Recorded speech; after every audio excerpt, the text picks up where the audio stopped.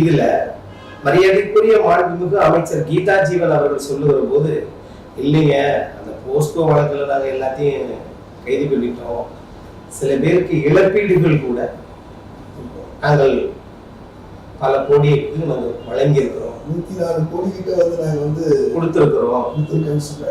ஆனா தவறு செய்தவர்களுக்கு தண்டனை வாங்கி கொடுத்தீங்களான்னு கேட்டா இல்ல.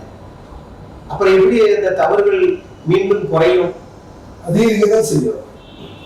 போனோம், தப்பு பண்ணோம், மாட்டிக்கிட்டோம், கேமரா இருந்துச்சு, புடிச்சிட்டாங்க, அதனால நாம வந்து பிணையில வெளியில வந்திருக்கிறோம் அப்படின்ற ஒரு இதுதானே வரும். நீங்கள் அவர்களுக்கு தண்டனை குற்றவாளியாக நீங்கள் நிரூபிக்கிற வரை இந்த அரசு என்ன முயற்சி செய்தது? உடனே அடுத்த கட்ட நடவடிக்கை இல்லைங்க, குற்றங்கள்லாம் குறைஞ்சிருச்சு, பாதிக்கப்பட்டவர்களுடைய முறையீடுகளை ஏற்று அந்த புகார்களை ஏற்று கேஸ் ஃபைல் பண்ண தானே தகவல் வரும். நீங்க அவன் வந்து ஈஸியா தப்பித்துக்காக ஜாமீன் வாங்கிட்டு போயிடுறாங்க. ஆகவே கடுமையாக்கப்பட வேண்டும் சட்டம். அதுதான் இப்ப நீங்க இந்த ஆட்சியில வந்து பெண்களுக்கு வந்து பாதுகாப்பு வந்து உறுதியான தன்மை இல்லைன்னு சொல்றீங்களா? இல்ல, பல்வேறு நீங்க வந்து பாத்தீங்கன்னா அந்த ஆட்டோ வாகனங்கள் மற்ற வந்து விழிப்புணர்வு போஸ்டர்கள் அதை நிறைய பார்க்குறோம். அரசாங்கம் நிறைய வந்து செலவு பண்ணி இருக்குதா வந்து ஒரு தகவல் சொல்றாங்க.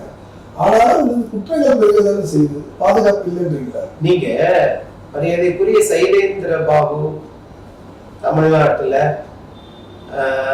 அவர் வந்து இருக்கும் போது கோயம்புத்தூர்ல இதே சம்பவம் நடந்ததுல அப்ப என்ன பண்ணாங்க, அந்த ஆட்டோ ஓட்டுநரை 24 மணி நேரத்தில் அவர்களுக்கு தண்டனை வழங்கப்பட்டு விட்டது.